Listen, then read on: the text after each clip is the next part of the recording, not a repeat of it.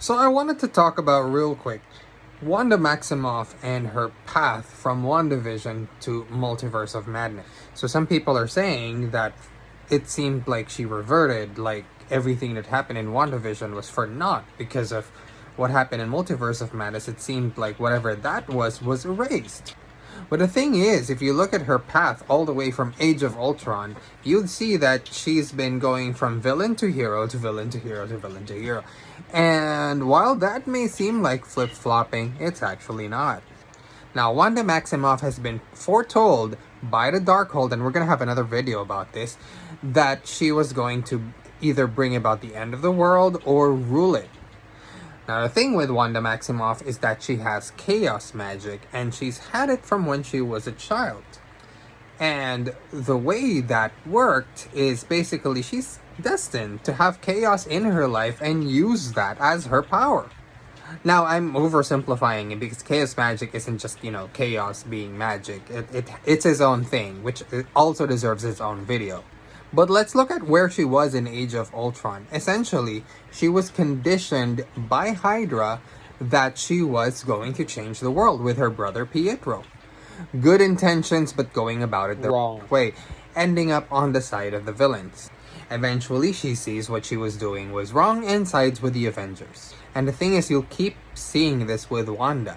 You'll keep seeing her with great intentions, but going about it the wrong way or being out of control, and you'll see why it matters in a bit.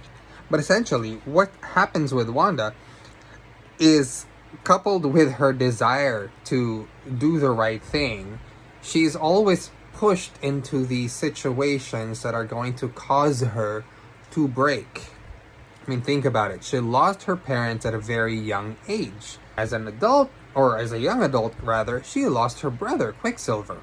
Now, she thought she found family in Vision. She lost him too. Not only lost him, was actually the instrument in having to lose him because she had to kill him. And that was useless because Stephen Strange decided to give Thanos the Time Stone and completely nullify Wanda's sacrifice. It wasn't like a straight transition from that to WandaVision. She still had time to think things over, and she tried to be reasonable. She wanted to just bury the Vision, but even that she couldn't have. Hayward took that away from her and pushed her to such grief and such dismay that she just had a mental break. And eventually, and this is going to be like a long ass discussion, but really her powers got out of control and she didn't know what she was doing. She was harming people. And when she realized kind of what she was doing, she was like, okay, yeah, maybe I am controlling people, but I don't think I'm hurting them. I think this is okay. But when she realizes what she's actually been doing, that's when she lets go of them at the cost of Vision and her own children. So let's recap. She lost her parents. She lost Quicksilver. She lost Vision twice, as in died and then died again, and then she lost the rights to his body despite being his next of kin, and now she lost her kids. So basically everything's been pushing her towards chaos, towards destruction.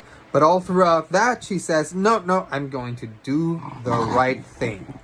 Now the thing with the Darkhold is it shows us what we want, but at first as something like a noble thing to do. So in the end of WandaVision, in the post-credit scene, if you caught it, you can hear Wanda's kids yelling, "Mom, help!" So as she studies the Darkhold, and again, we're going to make another video on the Darkhold, but as she studies the Darkhold, she gets deeper and deeper into it, and as we know, in Agents of S.H.I.E.L.D., in Runaways, but forget those shows, even in this movie, repetitively, we are told that the Darkhold exacts a heavy toll and that it will corrupt everyone who reads it. It will use you as much as you use it. So eventually, she doesn't see what she's doing. She just knows that she has to be with her children. Her original idea of rescuing them has morphed into just taking the place of one of the other Wandas and being the mother in that universe for those children. And she doesn't see the damage that she's causing. In fact, you can see her struggling the entire movie. She says stuff like, I am being reasonable. You gave those lives. I begged you to safely get out of the way. She says all of these things. She even confesses that she can control everything, but that's not what she wants. She just wants to be with her children. And so the destiny takes hold. Now keep in mind, she's been on the wrong path before. She's done the wrong thing. She's been set in erroneous ways by circumstances that push her to be where she's at. But she always fights. Even in Civil War, she got pushed to, a sort of depression where she just decides that, maybe, you know what? This isn't worth it. But in the end, she manages to snap out of it. But this time, it looks like the Darkhold has finally taken hold of her. Destiny has finally taken hold of her. Now, you can say that this is the universe working things out because it's destiny. But, I mean, think about it. It could even be Shaitan, which is, the first demon that created the Darkhold. In WandaVision, she fights her mental break. So basically, her nature, because it's her nature to take control of things, she fights against it and snaps out of it. But this time, it's Destiny. And just as Destiny's like, finally we have her. When confronted with her mirror self, so to speak, and her children, she sees herself through their eyes and realizes, no, this is not what I want to be. So can you imagine? She fights against Hydra, basically conditioning. She fights against her nature in WandaVision. And now she fights against her destiny in Multiverse of Madness. And there's this theory, it's a Christian theory, and it's a theory in a lot of different religions and philosophies, that man is depraved, or humans are depraved inside, and that real good comes from how you fight that evil, and you take agency and be the better person despite everything that's underneath. And at the end of it all, a lot of people say she doesn't take accountability. She didn't take accountability in WandaVision. But, okay, how are you going to restrain a witch who can control reality if her mind breaks? She knows this, so she put herself in isolation. And in Multiverse of Madness, she found herself in a situation where she needed to take accountability again, and the only way she could see herself doing that was unaliving herself. So in the end, Wanda is always thrown in these situations where she should be the villain. But she always comes up on top as the hero in the end, despite of all the horrible things that she may have done along the way, because at the end, she chooses to be a good person. And yeah, Wanda has never had a happy ending. Never.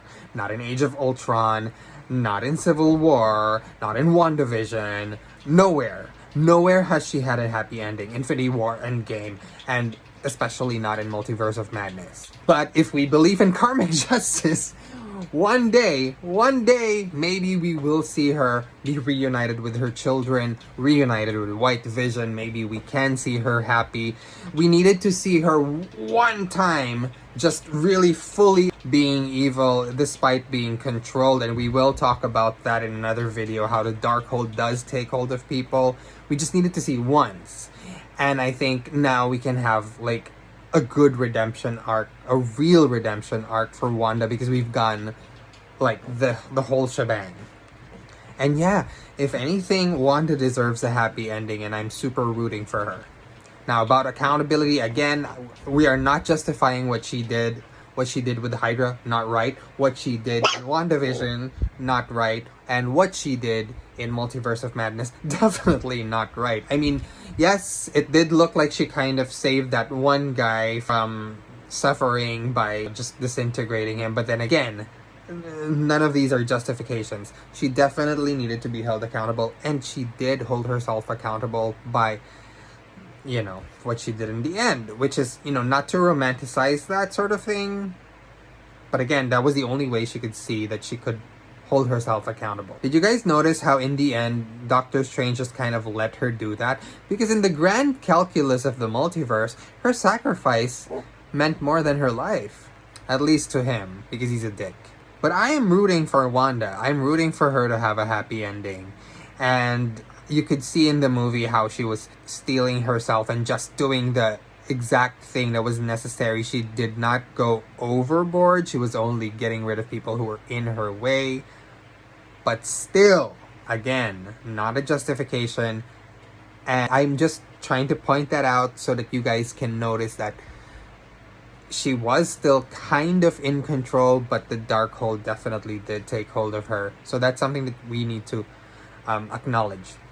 So yeah, it's one clear path from Age of Ultron to Multiverse of Madness. What do you guys think? Share your thoughts below in the comments. I'm gonna do another video on the Darkhold and how it's traveled all the way through different shows and movies in the MCU to finally catch up with Wanda and how it works. And I hope you guys enjoyed that. Peace out.